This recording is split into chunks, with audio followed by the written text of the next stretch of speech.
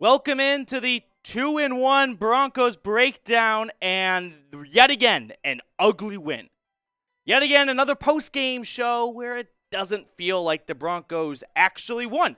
No, there were three losers tonight. America, everyone that had to watch this game, the 49ers because they sucked just a little bit more towards the end, and the Broncos who yet again look like they have no identity on offense, and this defense is just one big life preserver, and you don't know how long they can keep the team afloat. Credit to this defense for keeping the offense in this game when they had no business being in this game.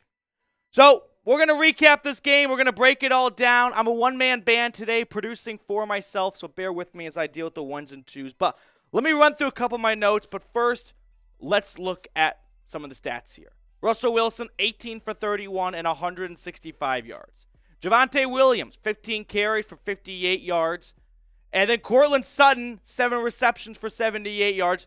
Throughout the last 2 weeks where the Broncos have won, but it hasn't felt like Victory Monday the next day, there's really only been a couple bright spots. Courtland Sutton for sure. Randy Gregory looks like he is legit. And now we can toss in Josie Jewell. Let's raise morale a little bit here. That was a bright spot. His first game this season, and he came out firing. A sack, fumble recovery, tackle for loss, big hit on Jimmy G in the waning moments of the game. There are some bright spots on defense, but overall, I'm not going to sugarcoat it. This is yet again another post-game show where it does not feel like the Broncos really won the game, right? If you watched the game and you didn't have a scoreboard bug, and you just kind of came in and out of the room, you would assume the Broncos lost by a lot. Somehow the Niners found a way to be even worse than the Broncos, but this brings me to the big point of this conversation. Nathaniel Hackett and Russell Wilson. I don't think there's been any improvements, right? This offense scored 11 points today. Sure, they played tough 49ers defense, but you also gave up a lot for Russell Wilson. We heard great things about Nathaniel Hackett and his play calling and his offensive guru-ness, and we've yet to see it. I haven't seen it. We saw it for a little bit on the last drive when Russell Wilson marched this team down the field and Melvin Gordon, who, by the way, I don't want to go full on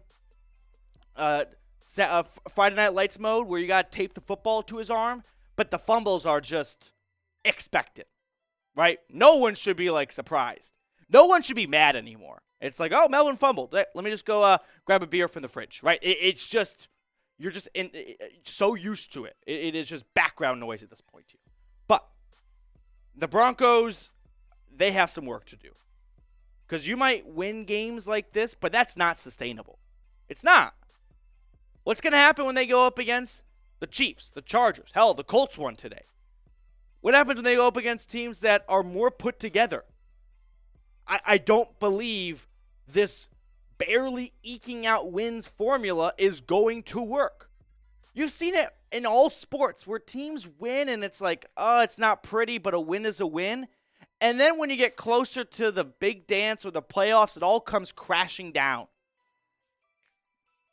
Nathaniel Hackett.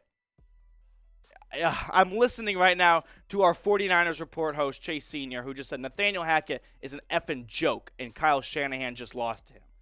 If you think it's bad right now, Mile High, you could be in the Bay Area, because Hackett, what is his... he's not consistent, right? I guess he is consistent in one thing. He cannot handle fourth down. From kicking it in Seattle to his... dude, we thought you were nuts in a wheelbarrow, dude. Go for it on 4th and inches. You need to kickstart your offense somehow. Corliss Waitman was the MVP of this game. Actually, the MVP on the Broncos offense was Jimmy Garoppolo because he went full Dan Orlovsky mode. But, what do we do at Hackett? The best part of the game was the incomplete from the fan base, and we still saw some counting down the play clock because it seems like the training wheels are still very much on for this team. And it's week 3. I said in week 1 you can have a bit of a pass, right?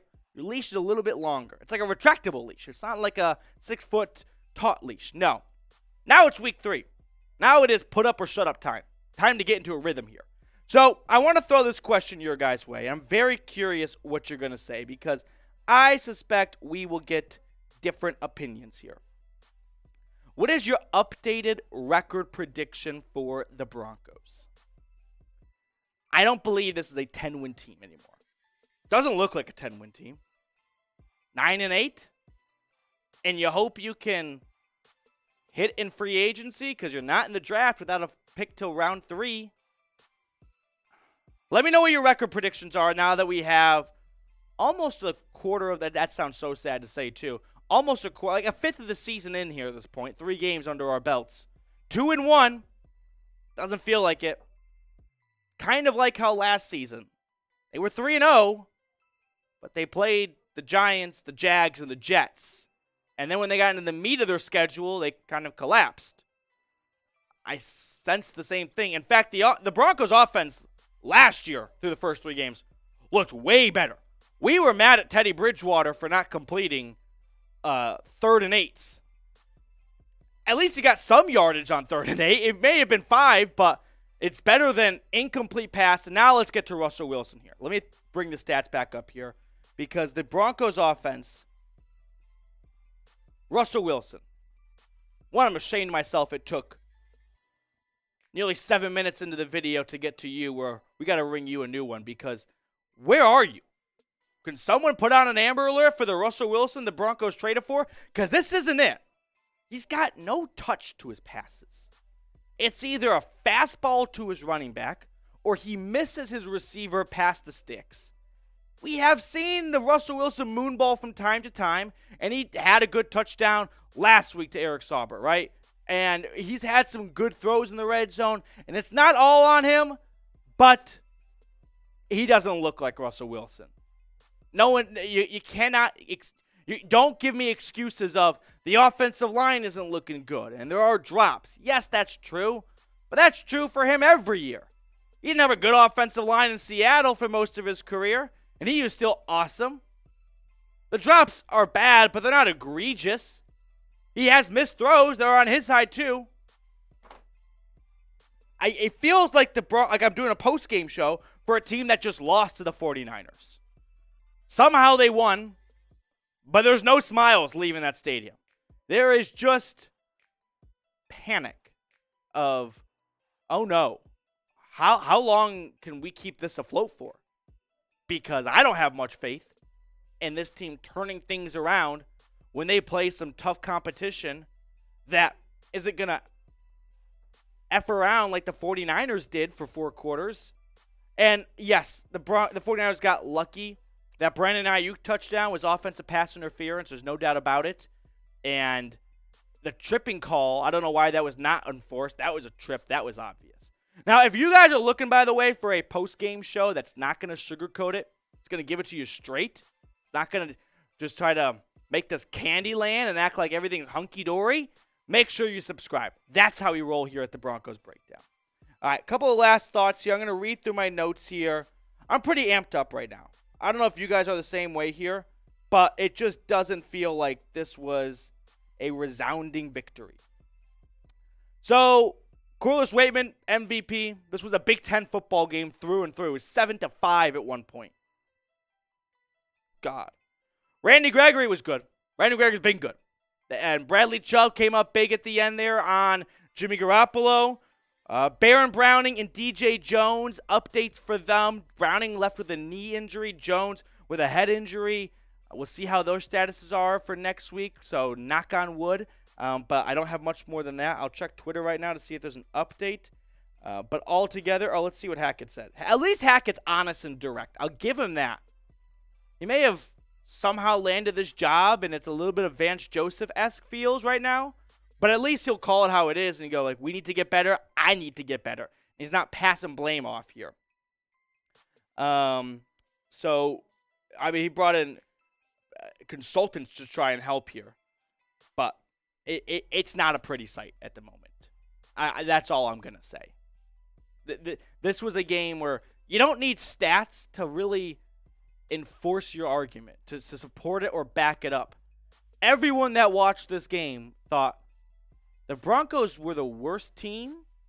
They just played the best 3 minutes of the game at the most important time, the last 3 minutes. The Niners actually moved the ball at times, and they looked just more complete and put together. Did anyone else have that sense, or was that just me? I don't know. All right, that's going to do it for us on our post-game show. I appreciate not only you watching this post-game show, but watching this game, because that was a disaster. That was not pretty. Not at all whatsoever. All right, we're going to pack it up. I'm going to go home, sleep this one off.